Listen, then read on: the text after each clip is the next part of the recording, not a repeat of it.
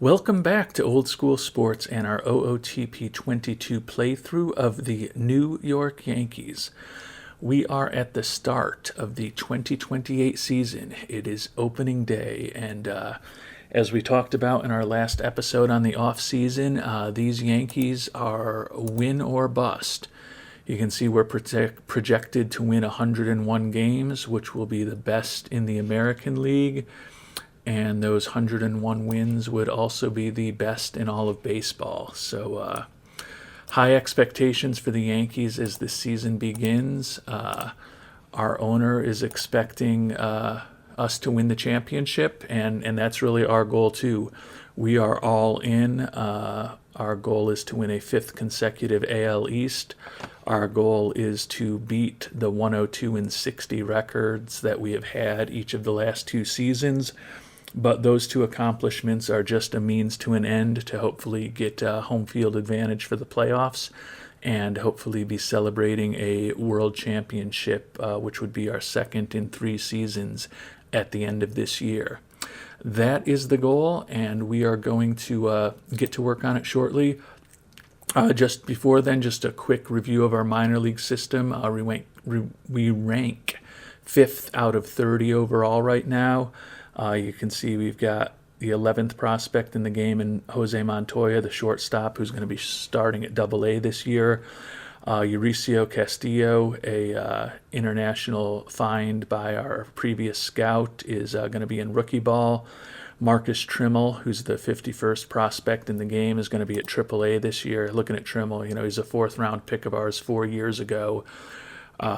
4 great pitches and just incredible stuff. The question is just that his movement and his control are just not really where you'd want them, and he doesn't have a great work ethic. So we'll have to see whether he can develop. It's really going to be a matter of if he can get up a little bit more control, he may turn into a pitcher that can do something at the major league level. And then 2 other top 100 prospects in Gabe Colon and Victor Mejias. So good, solid minor league system. Our goal is to win it all this year. No excuses. So we will check in as the season moves along. Looking at our finances at the season begins, we've got about $7.5 million in money for free agents, which essentially at this point would just be $7.5 million to potentially take on some contracts as we get closer to the All-Star break if a need is identified on our team or we suffer some injuries. But thinking about the team as it looks heading into the season, we don't have a lot of weaknesses to fill. The great outfield is back for a 3rd straight year or more than that. 4th straight year it will be with Shiku Shu, Cody Bellinger, and Aaron Judge. We've got Xander Bogaerts and 2026 AL Rookie of the Year Jason Dominguez will be splitting time at DH, and then Dominguez is also our top backup for all 3 outfielders. Cabrian Hayes at third base, Bo Bichette, who we just signed to a huge contract at shortstop, the youngster Alexander Vargas at second base, and then Pavin Smith at first. And we did make a trade for Francisco Alvarez from the Pirates in the offseason, traded away a good young catcher as well as several other prospects for him. Hopefully he will be an upgrade over Sean Murphy, who's now our backup. Looking at our pitching staff, going into the start of the season with McCullers, Hackenson, Minaya, Mcfarlane, and Eduardo Rodriguez at our rotation. However, that won't be the pitching staff, hopefully, for the entire year, because we do have Carter Benbrook and Christian Javier, who are both 4.5 star starting pitchers on the IL right now. Benbrook will be back in 1 to 2 weeks, hopefully. Javier in 2 to 3 weeks. We'll send them down to AAA for 2 or 3 starts, most likely, but hopefully by late in the month we will have at least one, if not both of them, back on the major league roster. And then Cezo Murakami, the international free agent that we signed last season, had a excellent first year for us, but he is out with a fractured elbow, most likely for the entire season. But we are still loaded and hoping to outperform the 101 preseason prediction wins that OOTP has for us. We'll see how the season goes, but championship or bust for these New York Yankees. Well, we are at May 1st, and the Yankees are off to a blistering start, 17-6, but we're not actually in first place, believe it or not. The Orioles, who are expected to be our top competition, are a game ahead of us at 17-4, so they've played two less than us, have two in the loss column on us at this point. So Bo Bichette hitting .375, off to a great start offensively, and Eduardo Rodriguez with an ERA of 1.50, leading the American League in the early stages of this season. We are about to get Carter Benbrook back. He has been rehabbing in Scranton Wilkes-Barre, and it's probably time to, well, we're going to have to decide today. The left-hander has now pitched 3 games down there, only 9.1 innings pitched, and he only went 68 innings in his last effort. So probably we'll keep him down there once more, one more start to go a little further. Javier suffered a setback, but you can see he's only 2 days away from hopefully beginning to start his own rehab assignment down there. And then Jonathan Lasaiga just ended up on the IL also with a strained back, but doesn't seem like it's going to be a long-term injury. So the Yankees are off to a good start. Right now, we just if we keep playing at this pace, we will certainly accomplish all of our regular season goals. I don't think that anyone's going to have a better than a .739 winning percentage in the American League, even though the Orioles are off to a fast start also. Well, we just had a difficult decision to make. Christian Javier has pitched, as you can see here, 4 games in Scranton Wilkes-Barre, 18 innings, ERA of 3. So time to bring him up to the Major League roster. And one of our strong longtime starters, Eduardo Rodriguez, who was leading the AL in ERA just 3.5 weeks ago, we've designated him for assignment and placed him on waivers. He's making $13 million this year. You can see he's kind of a 2-star pitcher at this point. Still has 4+ pitches, barely plus pitches, but still kind of average to better than average pitches. But his stuff, his movement and control are just not what they used to be. Maybe he will... I have a feeling at that salary he will get through waivers. Hopefully he will accept an assignment down to AAA. Certainly maybe some use for him as the season goes along. But looking at our roster right now, did not really see a good spot for him at this point.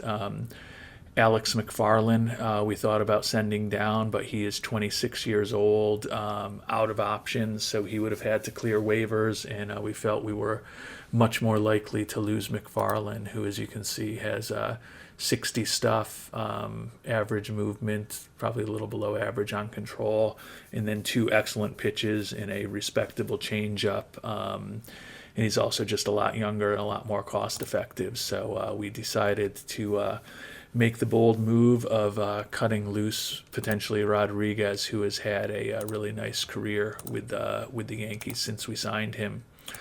Looking at his stats, you can see 16-8, 16-7, 12-5, 6-6 last year in an injury-shortened season, and then 4-2 for us this season. So a tough decision. Maybe he will accept an assignment to AAA ultimately, and we'll be able to bring him back. But if not, wish Rodriguez the best of luck in his career. Yankees have slowed down a bit. You can see we're 28-15 now as we get close to the end of May, but we are up 2 games on the Orioles, who have also slowed down a bit since the last time we checked in.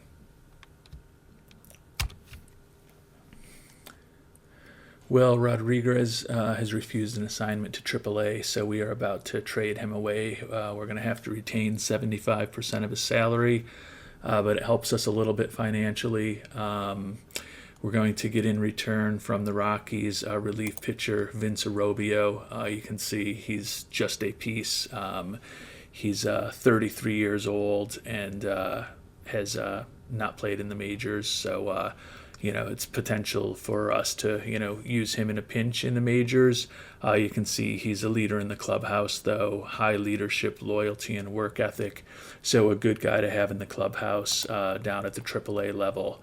And we are sending J.D. Thompson, a mediocre pitching prospect, along with Rodriguez to pick up a Robio. So we will make the trade. That is the end of Rodriguez's time with the Yankees, and unfortunately we may have to make another similar decision because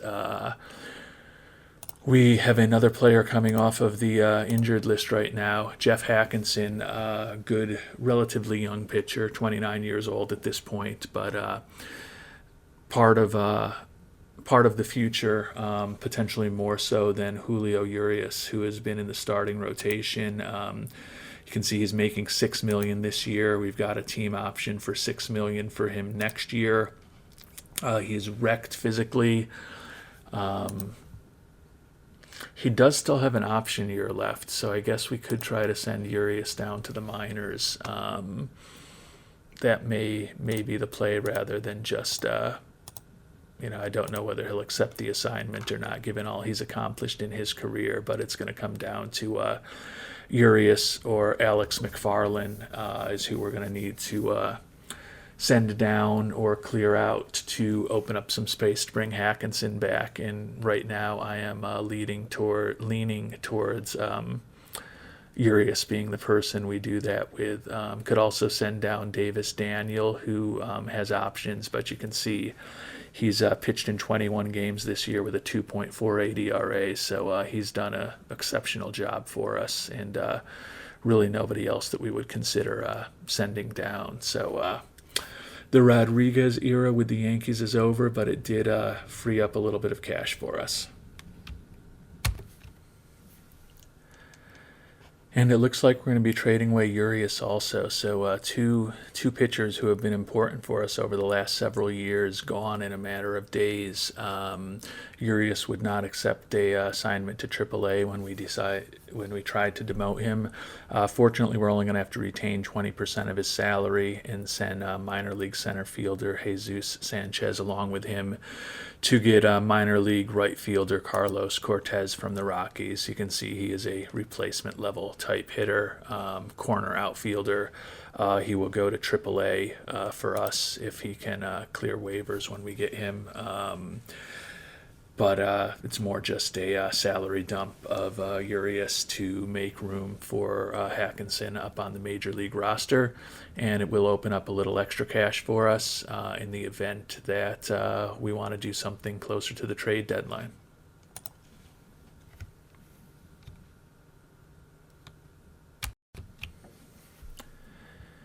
And we are into June. You can see playing 33-17 baseball, 2.5 games up on the Orioles. So the division thus far is going largely as planned. We've got the second best record in the American League, behind only the Angels, and that's also the third best record in baseball, also behind the Nationals, who have played a lot fewer games than us. Must be a fair amount of rainouts there. They've played 6 games less than we have through June 1st. So a lot of day-night doubleheaders ahead for the Nationals over the next month or two. Well, after trading away 2 veteran pitchers not that long ago, we just had to put Lance McCullers Jr. on the IL, which opens up a spot in our rotation. It's June 14th, and we are going to try to be a little early with our trade deadline activity this year.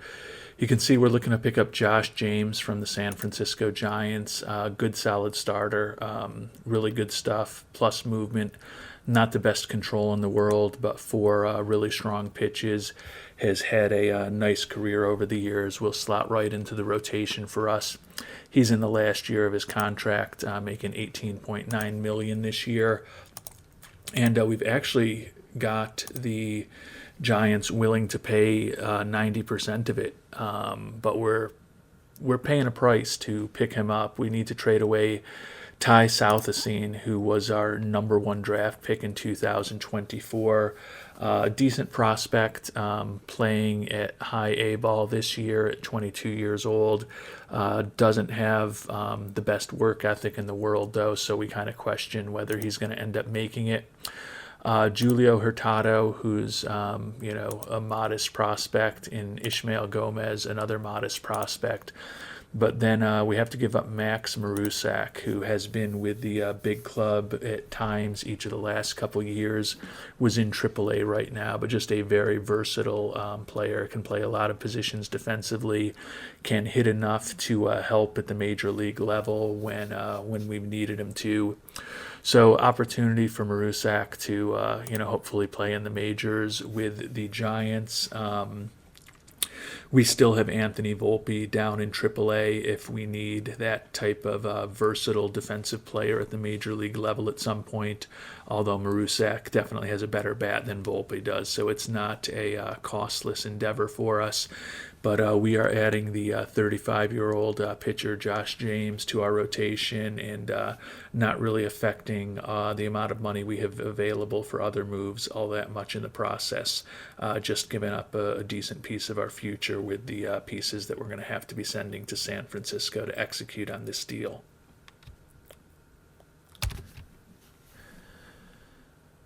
Well, we are at the mid-season evaluation with ownership. Our record is 56-26, first place in the AL East. Obviously, they're pleased with our team record.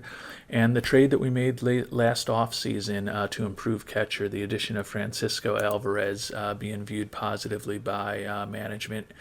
You can see he is a plus bat and a plus defensive catcher, although not an exceptional defensive catcher. He's had a really good year for us this year, batting .290, OPS of close to 800, OPS plus of 114. So has definitely been an upgrade over Sean Murphy in terms of the offense that he is providing for us. Looking at the AL East, we're up by 6.5 on Baltimore right now, and we do have at this point the best record in the American League, just a little bit better than the Twins, who have had the best record in the AL each of the last two seasons, even though they have not had a lot of postseason success, losing to the wild card winner actually 2 years in a row. So halfway through, and our goal of winning the AL East and winning more than 102 games, both of those goals we're on pace to achieve. But as we've talked about, the ultimate goal is winning a championship this year for the Yankees.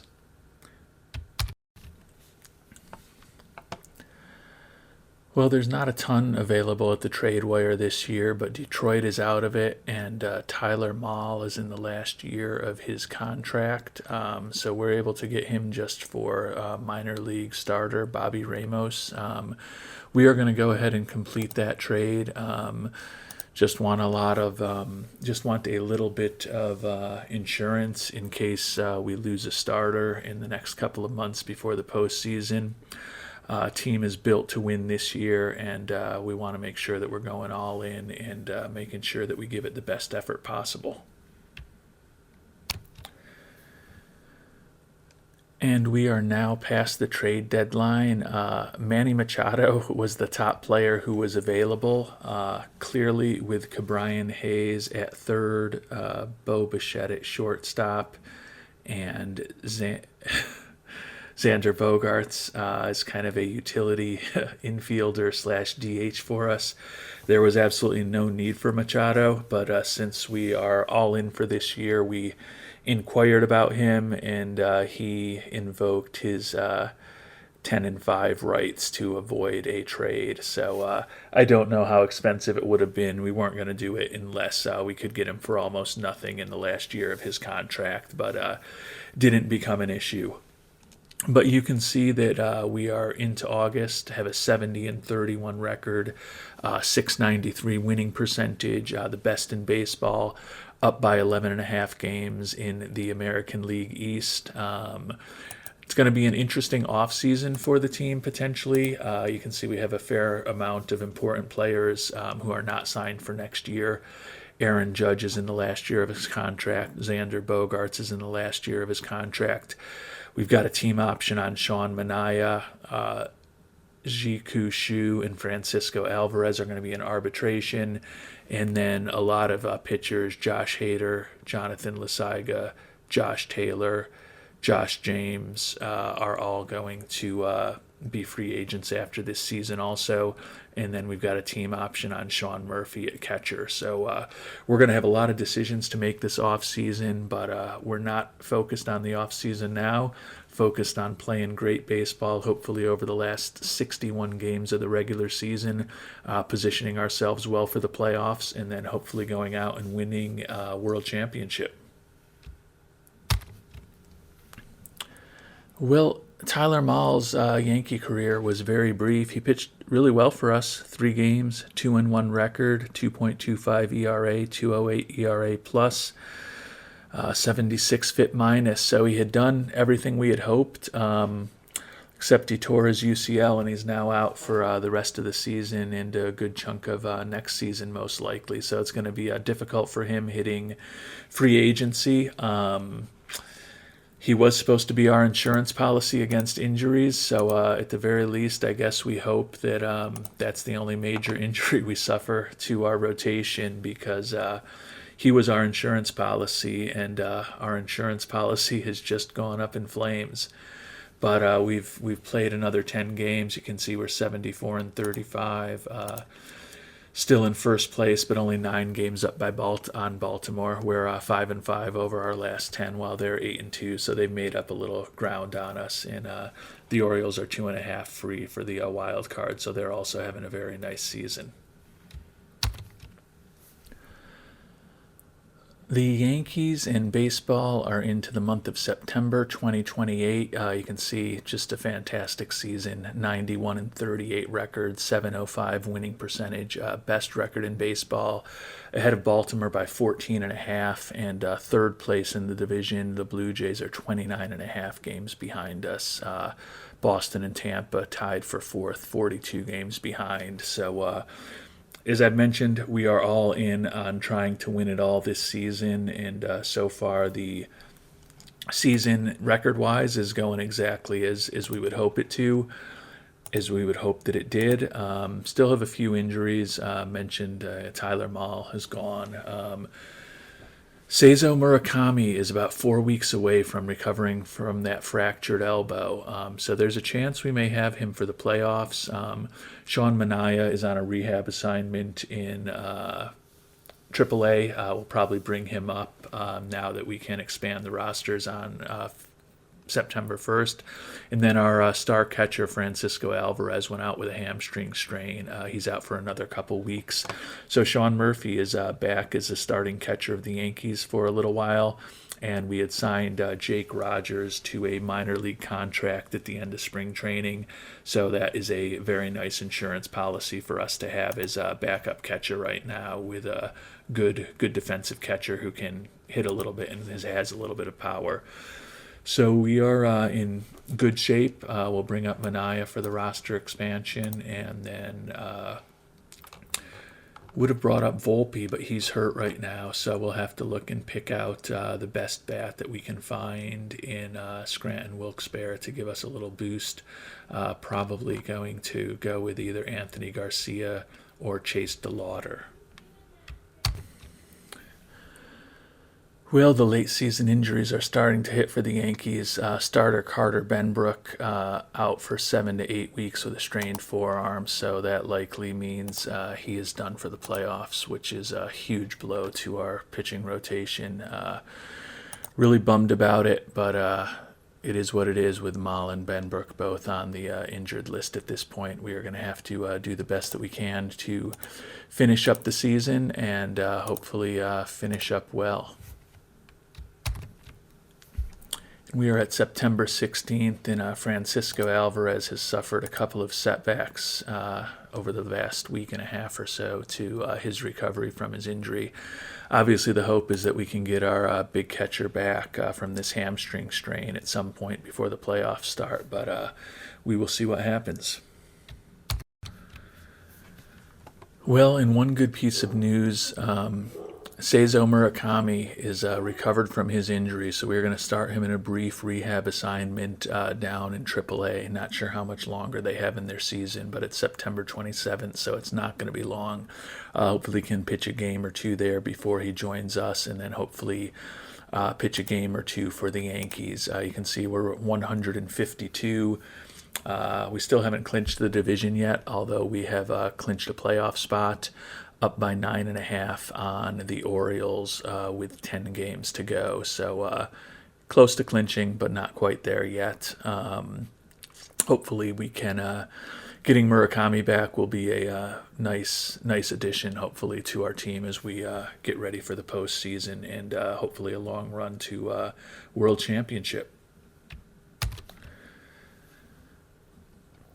Well, the regular season is over, and it was an ugly September for the Yankees. You can see we achieved our goal of winning the AL East for the 5th straight season, and we just barely achieved our goal of exceeding the 102 wins that we had had in each of the last 2 seasons, finished at 103 and 59, up 7 games on Baltimore.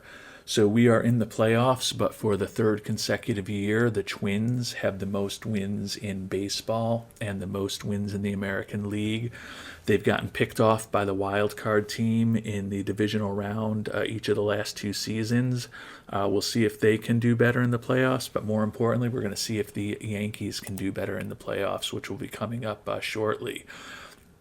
Before we get to the playoffs, which we will be doing in a separate episode since we're already running a bit long here, looking at that September and October, kind of wondering what happened with the Yankees. 10 and 16 in September, and then 2 and 5 in October. So a 384 winning percentage and a 285 winning percentage after just being a dominant team the first 5 months of the season.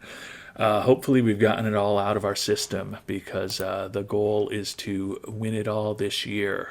So that is the hope. Looking at the leaders, Cody Bellinger had a nice bounce back year from his injury-plagued 2027 to finish 3rd in the American League with 136 runs batted in.